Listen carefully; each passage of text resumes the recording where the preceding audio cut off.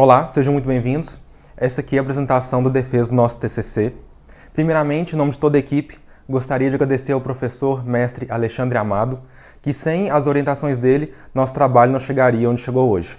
Nossa equipe é composta por Adriana Prado, Glaucia Souza e por mim, Paulo André. Nosso tema é identificação de patologias externas, o uso de drone para identificação de patologias em fachadas. Os métodos atuais de verificação consistem em ir ao local com mão de obra especializada, subir em telhados, usar andaimes, e tudo isso gera um perigo e custo tanto para o engenheiro que estiver fazendo a verificação, quanto para o cliente. Com a popularização dos drones no Brasil, tivemos a ideia de colocar à prova se o uso deste equipamento poderia ou não auxiliar os engenheiros a realizar tal verificação, de uma forma mais simples, segura, barata e rápida. E é isso que apresentaremos no nosso trabalho. Nós realizamos fotos de patologias de fachadas de prédio com o uso do equipamento drone e das mesmas patologias com uma câmera de chão.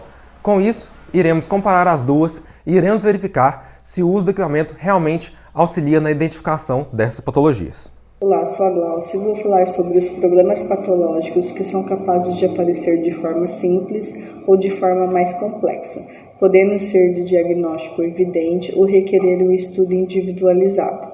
As patologias mais identificadas em fachadas de edificações são as infiltrações, fissuras, trincas, rachaduras e os ataques químicos. Dentre as patologias avaliadas nesse trabalho, podemos identificar as fissuras, trincas e rachaduras.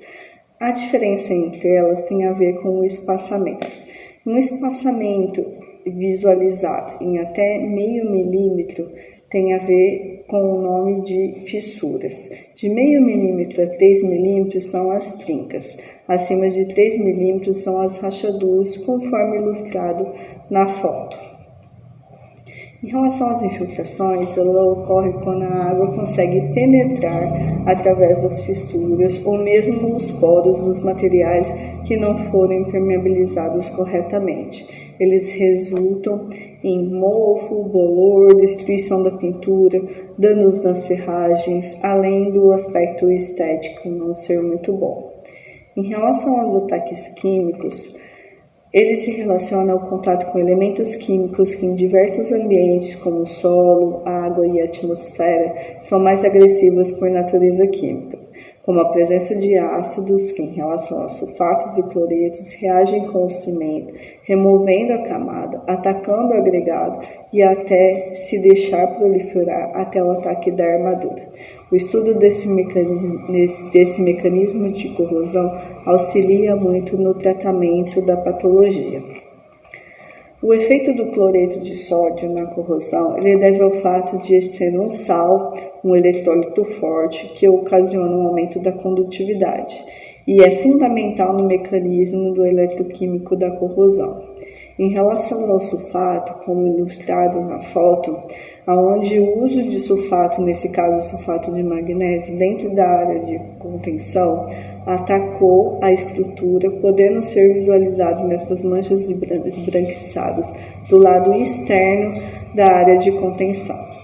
A presença de sulfato, ele entra em contato direto com o concreto e diminui o pH e a parte iônica dos ácidos. Em relação às eflorescências, que normalmente são as manchas esbranquiçadas, que pode ser visto nessa segunda foto, ele tem a ver com partes que ficam umedecidas por longos períodos com sais de hidróxido de carbonato. Eles se dissolvem e entram nos poros dos materiais, que ficam saturados e são levados na superfície por difusão e evaporação, resultando em um depósito salino na superfície. Normalmente, a coloração é esbranquiçada. Como falamos anteriormente, o uso de vantes, veículos aéreos não tripulados, vem sendo difundidos cada vez mais no Brasil. E com a capacidade de mover nos eixos X, Y e Z, equipados de uma câmera e sensores, fica muito mais fácil de alcançar locais em que seriam de difícil acesso para pessoas. Cada país exige uma regulamentação diferente para o uso do equipamento. No Brasil, quem regulamenta é o DECEA, Departamento de Controle Aéreo, e a ANAC, Agência Nacional da Aviação Civil. Esses órgãos definem várias regulamentações que devem ser seguidas para o uso do equipamento. como pode ser visto aqui no mapa.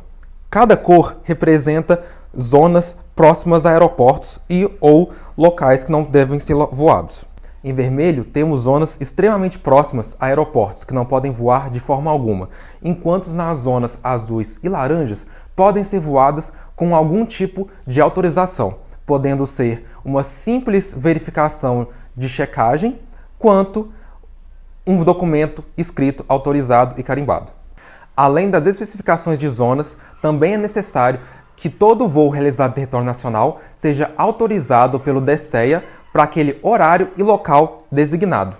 Também é necessário que o voo seja realizado por um piloto credenciado e autorizado pela ANAC e que o drone seja regularizado pelo DSEA. Nossa pesquisa teve caráter exploratório e agora vamos demonstrar nossos resultados. Nosso primeiro estudo de caso foi uma igreja. Na figura 1, podemos observar a igreja vista de baixo, não sendo muito possível visualizar as patologias. Enquanto na figura 2, já com o uso do equipamento, podemos observar várias manifestações, como concentração de mofo e fissuras na fachada.